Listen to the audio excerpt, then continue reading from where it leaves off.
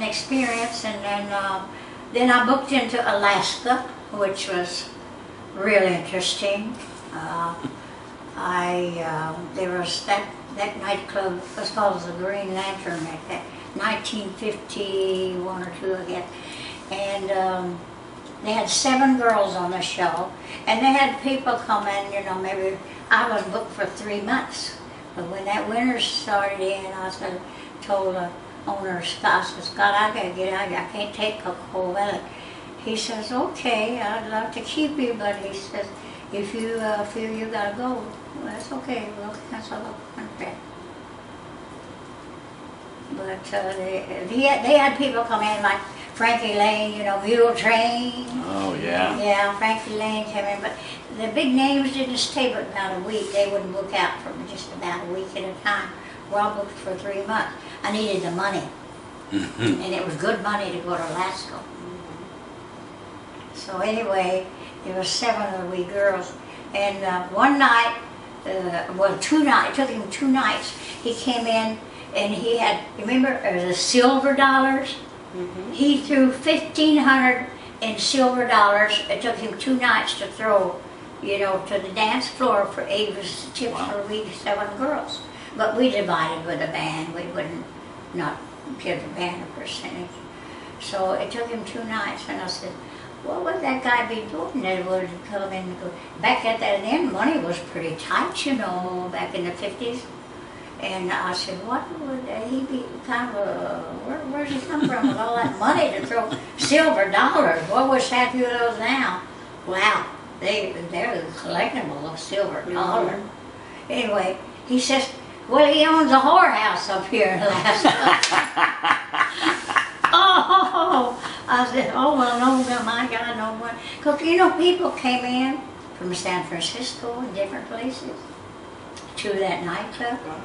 Yeah, one man that I met said he owned some factories or something. He shipped his Cadillac convertible ahead of time.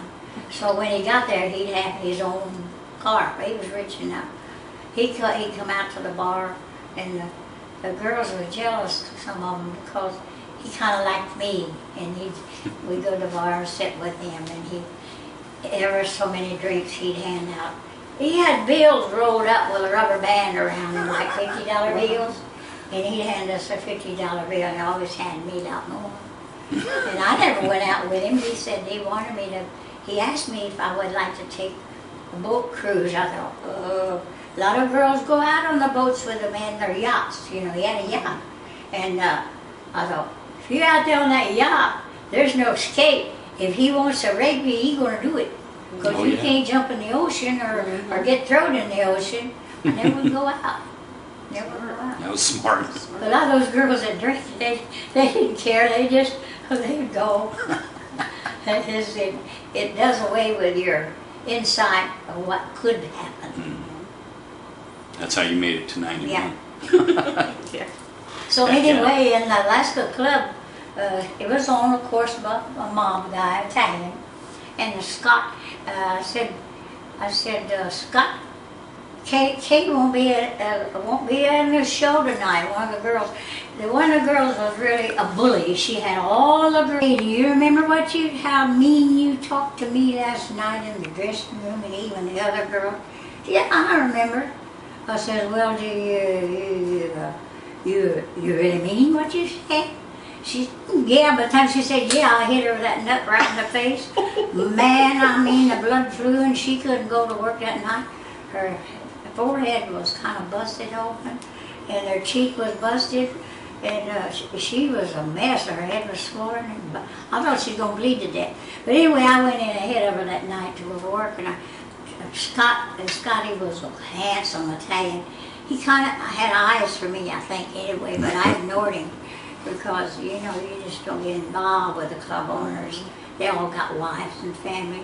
They're just going to have an affair. I've always told all the girls, they're going to have a little mistress affair with you. Then they'll put a diamond ring maybe on your hand or maybe a mink shawl or something. So, and I said, then they'll keep you in a nice apartment, and they've all got a wife. They're not going to leave them, but if that's what you want, you better use your own judgment. So I said, I guess I'm fired, Scotty. I guess you fire me because Kate won't be on the job tonight. He said, what's wrong with her? I said, well, I busted her in the face because she's a smart ass. He said, good for you. She had it coming to her. He said, she's bullied all the other girls around, had them all scared of her. He said, no, you're not fired. She is. All right. And if you get fired on a job in Alaska, your transportation is not paid home. Right.